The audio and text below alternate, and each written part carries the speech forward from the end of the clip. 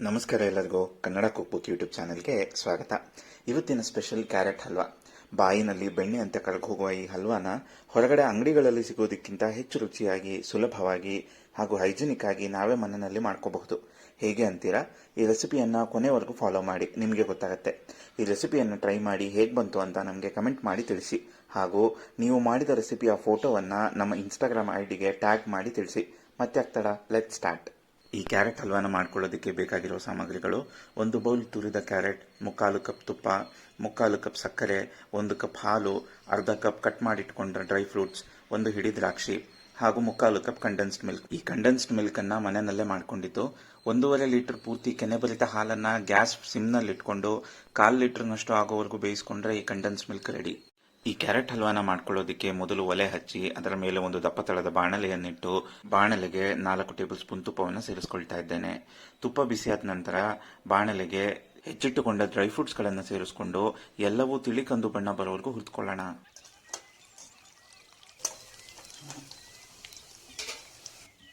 ನಾನು ಇಲ್ಲಿ dry fruits ನಲ್ಲಿ ಬಾದಾಮಿ ಹಾಗೂ ಗೋಡಂಬಿಯನ್ನು ಬಳಸಿದ್ದೇನೆ. ನೀವು ಬೇಕಿದ್ದಲ್ಲಿ ಇದರ ಜೊತೆ ಪಿಸ್ತಾ ಹಾಗೂ ವಾಲ್ನಟ್ ಕೂಡ ಬಳಸಿಕೊಳ್ಳಬಹುದು. ಹೀಗೆ ಎಲ್ಲವೂ ತಿಳಿ ಕಂದು ಬಣ್ಣಕ್ಕೆ ತಿರುಗಿದ ನಂತರ ಇವೆಲ್ಲವನ್ನ ಬಾಣಲೆಯಿಂದ ಬೇರ್ಪಡಿಸಿ ಒಂದು ಪ್ಲೇಟ್ನಲ್ಲಿ ಇಟ್ಕೊಳ್ಳೋಣ.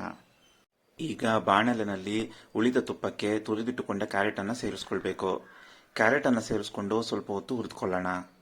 ಹೀಗೆ ಹುರಿದುಕೊಳ್ಬೇಕಾದ್ರೆ ಉಳಿದ ತುಪ್ಪವನ್ನೆಲ್ಲ ಸೇರಿಸ್ಕೊಂಡು ಪೂರ್ತಿಯಾಗಿ ಕ್ಯಾರೆಟ್ ಇಂದ ಹಸಿ ವಾಸನೆ ಹೋಗೋವರೆಗೂ ಹುರಿದುಕೊಳ್ಬೇಕಾಗತ್ತೆ. ಹೀಗೆ ಎಲ್ಲವನ್ನ ಬೆರೆಸ್ಕೊಂಡ ನಂತರ ಗ್ಯಾಸ್ ಫ್ಲೇಮ್ ಅನ್ನ ಮೀಡಿಯಂ ಟು ಲೋ ನಲ್ಲಿಟ್ಟು ಬಾಣಲೆಯ ಮುಚ್ಚಳವನ್ನು ಮುಚ್ಚಿ ಸ್ವಲ್ಪ ಹೊತ್ತು ಬೇಯಿಸ್ಕೊಳ್ಳೋಣ.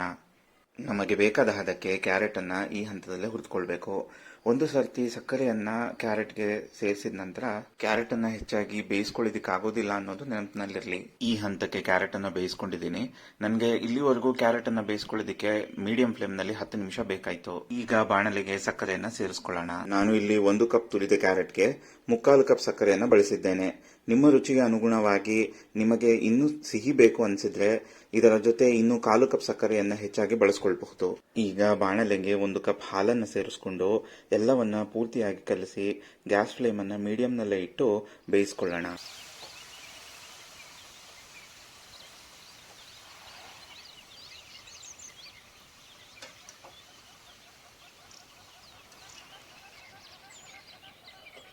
ಹೀಗೆ ಕ್ಯಾರೆಟ್ ಅನ್ನ ಬೇಯಿಸ್ಕೊಂಡ ನಂತರ ಇದರ ರುಚಿ ನೋಡಿ ನಿಮ್ಮ ರುಚಿಗೆ ಅನುಗುಣವಾಗಿ ಇನ್ನೂ ಸಕ್ಕರೆ ಬೇಕು ಅನಿಸಿದ್ರೆ 1 ಟೇಬಲ್ ಸ್ಪೂನ್ ಸಕ್ಕರೆಯನ್ನು ಸೇರಿಸ್ಕೊಳ್ಬಹುದು. ಹೀಗೆ ಎಲ್ಲವನ್ನ ಸೇರಿಸಿ ಪೂರ್ತಿಯಾಗಿ ಕಲಸಿ ಕ್ಯಾರೆಟ್ ಅನ್ನ ನಮಗೆ ಬೇಕಾದ ಹದಕ್ಕೆ ಬೇಯಿಸ್ಕೊಳ್ಳೋಣ.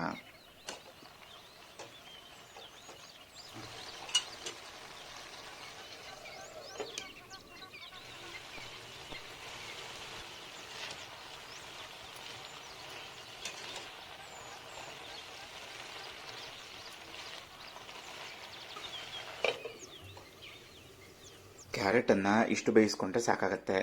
ನನಗೆ ಈ ಹದಕ್ಕೆ ಬೇಯೋದಕ್ಕೆ ಗ್ಯಾಸ್ ಫ್ಲೇಮ್ ಮೀಡಿಯಂನಲ್ಲಿದ್ದು 15ರಿಂದ 18 ನಿಮಿಷ ಹಿಡಿಯಿತು.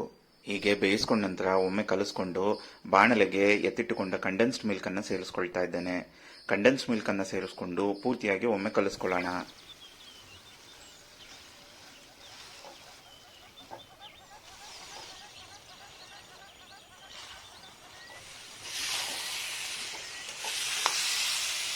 ಹೀಗೆ ಕಲಿಸ್ಕೊಳ್ಬೇಕಾದ್ರೆ ಗ್ಯಾಸ್ ಫ್ಲೇಮ್ ಮೀಡಿಯಂನಲ್ಲೇ ಇತ್ತು. ಈಗ ಬಾಣಲೆಗೆ ನಾವು ಹುರಿದಿಟ್ಟುಕೊಂಡ ಡ್ರೈ ಫ್ರೂಟ್ಸ್ ಅನ್ನ ಸೇರಿಸ್ಕೊಂಡು ಪೂರ್ತಿಯಾಗಿ ಕಲಸಿ ಕ್ಯಾರೆಟ್ ಹಲ್ವಾವನ್ನ ಹಾಗೆ ಬಿಸಿಯಾಗಿ ಅಥವಾ ಚಿಲ್ಡ್ ಆಗಿ ಐಸ್ ಕ್ರೀಮ್ ಜೊತೆ ಅಥವಾ ಗುಲಾಬ್ ಜಾಮೂನ್ ಜೊತೆ ಸರ್ವ್ ಮಾಡಿಕೊಂಡ್ರೆ ರುಚಿಯಾದ ಕ್ಯಾರೆಟ್ ಹಲ್ವಾ ರೆಡಿ. ಇದೇ ತರಹದ ಟೇಸ್ಟಿ ರೆಸಿಪಿಗಳಿಗಾಗಿ Kannada cook book YouTube channel ಅನ್ನ ಈಗಲೇ ಸಬ್ಸ್ಕ್ರೈಬ್ ಮಾಡಿಕೊಳ್ಳಿ. ಈ ವಿಡಿಯೋವನ್ನು ನೋಡಿದ್ದಕ್ಕೆ ಧನ್ಯವಾದಗಳು.